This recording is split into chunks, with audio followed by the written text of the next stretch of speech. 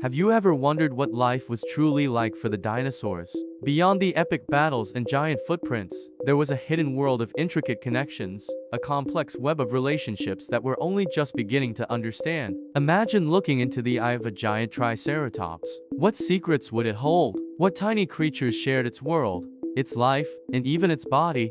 The prehistoric world was far more than just hunter and hunted. It was a world of neighbors, partners, and even pests. Let's journey back in time and uncover the secret symbiotic lives of the dinosaurs. Picture a herd of magnificent triceratops grazing peacefully on a vast fern prairie. They are giants, powerful and armored, but even these titans needed a little help. Look closer. On its back and around its massive head, you'll see small, agile creatures, not birds, but a type of small pterosaur. These aren't just loitering, they're working. They are the prehistoric cleanup crew. Watch as one daringly lands near the triceratops's powerful beak.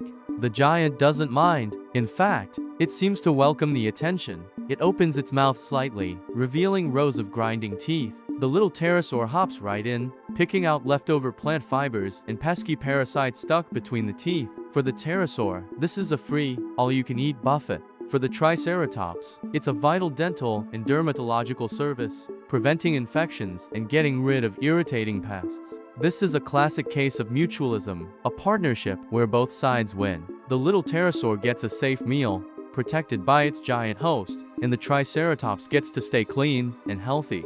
It's a beautiful example of how cooperation could be just as important as competition for survival in the Mesozoic era. This wasn't a one-off.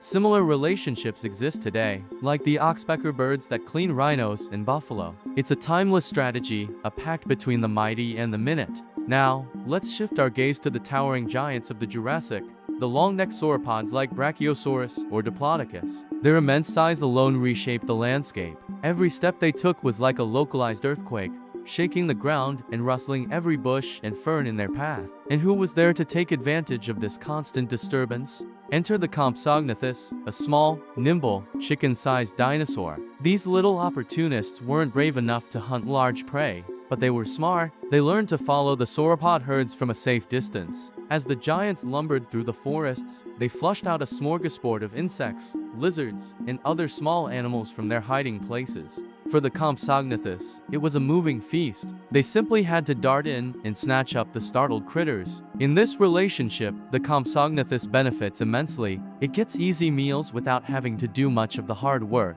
The sauropod, on the other hand, is completely unaffected. It likely didn't even notice the small dinosaurs trailing behind it.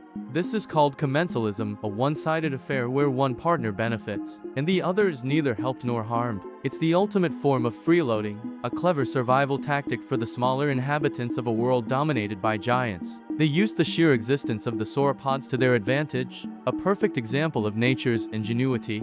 Of course, not all relationships in the prehistoric world were so harmonious. Life was often brutal, and where there is life, there are parasites. Let's consider one of the most fearsome predators of all time, the Tyrannosaurus rex, a supreme hunter, the king of its domain. But even a king can be tormented by the smallest of subjects. Fossil evidence, like bite marks on T-Rex bones, suggests they fought fiercely with each other, leaving deep wounds. These open wounds would have been a prime target for parasites. Imagine ancient, blood-sucking FLIs, ticks, or even specialized parasitic insects swarming around a wounded T-Rex. Unable to reach the sores on its own face or back, the mighty dinosaur would be tormented, weakened by blood loss and potential infections carried by these pests. This is parasitism, a relationship where one organism, the parasite, lives on or inside another organism, the host, causing it some harm. The parasite gets food and shelter at the host's expense.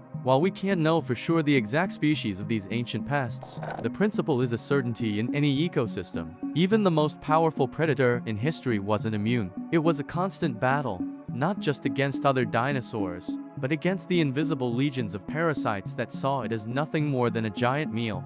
This dark side of symbiosis reminds us that in nature, every creature, no matter how large or small, is part of a complex and often unforgiving food web. From the helpful pterosaur cleaning the teeth of a triceratops, to the clever Compsognathus following in the footsteps of giants, to the tormenting parasites plaguing a Tyrannosaurus rex, The world of dinosaurs was teeming with these hidden connections.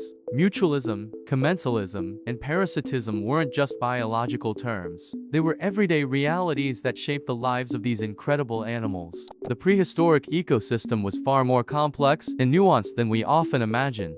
It was a dynamic world where the largest and smallest of creatures were bound together in a delicate, and sometimes deadly, dance of survival. Understanding these symbiotic relationships gives us a much richer, more complete picture of life millions of years ago. It shows us that cooperation and opportunism were just as vital as brute strength.